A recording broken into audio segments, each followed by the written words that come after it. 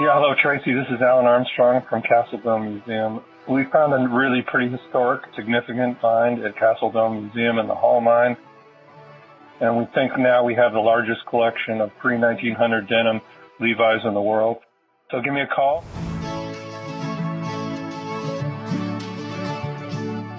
It's a pretty rare thing to get a notice that a pair of 1800s Levi's have been discovered, but it's even rarer to find out that a number of them have been discovered at one time, and they're still in the location where they were found. So I was pretty delighted to be there in person to understand more about our early history and how those Levi's were being worn and used.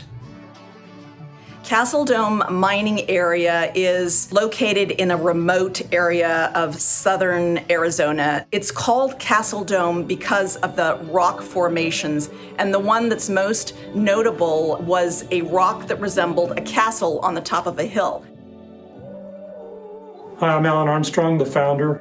My wife and I have been working on Castle Dome City restoration for the last 25 years. Castle Dome City is a place that was larger than Yuma in 1878. 4,000 people lived here. It's the oldest mines and the longest worked in the state of Arizona. We rappelled down a mine about 200 feet, and you're going down the drift, the vertical shaft, and there's a drift to the side, so you're swinging in and you get in the drift. And I started walking down the drift, and there was a pair of Levi Strauss 201s that were about 1890. This is a 201, or a value version of the 501 that was introduced in 1890. We know that because we can see on the back there is a cloth patch. A 501 would have had a leather patch. What's unique about this pair is the beautiful inside pocket bag print. When the company introduced this 201, they were really wanting to emphasize that you got the same quality in a pair of overalls, Levi's overalls, but they were more affordable. Levi's have been found all over the American West, especially in mines. It takes someone with skill, the right tools, and definitely a sense of adventure. They're not in the greatest shape, obviously, because they've been in a mine, but they definitely are Levi's. They've got the special stitching. I found lots of really cool stuff in mines. It's just like a time capsule. Usually what I go out to go explore, which is just a military backpack. It's just an assault backpack full of food, water. I've got some supplies, medical stuff. I've got my hammer right here. It's kind of just like going out in a mission, really, in the wilderness. I don't carry too much because that just means you got to take it back with you. I usually carry this thing empty too in the main pocket, so whatever I do find, I bring back. The earliest Levi's were actually protective outer garments. They were called overalls, waist overalls, because they sat at your waist. If you were at a mine, you would come dressed in your clothes and then put the Levi's over the top. Silver was discovered there at Castle Dome in the 1870s, about the same time that Levi's were first introduced and sold. The tie to Castle Dome to Levi's is San Francisco. San Francisco was the port city for Castle Dome City. Castle Dome landing on the river had 1,000 people, and the ore would be brought up to here. And they'd haul it 20 miles to the river. And so they built the largest wagons in the world to accomplish this. And then it would go by riverboat, and then it would go by ocean ferry, and 21 days later you'd be in San Francisco. So San Francisco's the hardware store.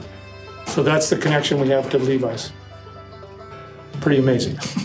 The Levi's that were found at Castle Dome were 201s. They were assigned a lot number 201, which was introduced about 1890 as the value version of the 501. In 1890, a customer named John Arata received this notice. We have taken the liberty of adding to your order a sample pair of our number 2 riveted overall. This is the article that we have lately put on the market.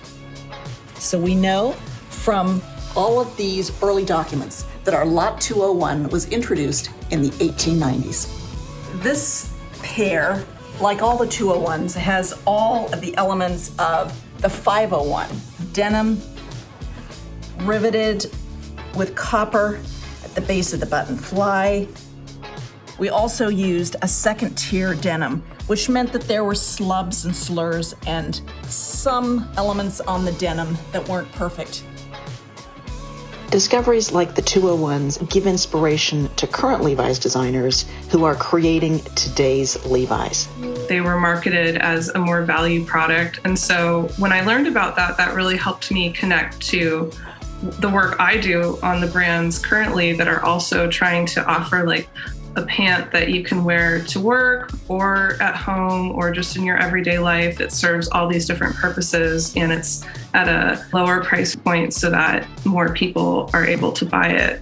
When you get a new pair of jeans and you start sitting down in them, the creasing that happens, we call that the whiskers. That's what's cool about the archive is seeing this is a pair of jeans that was worn by a miner in 1898. And this is how their work made this garment look. That's pretty cool.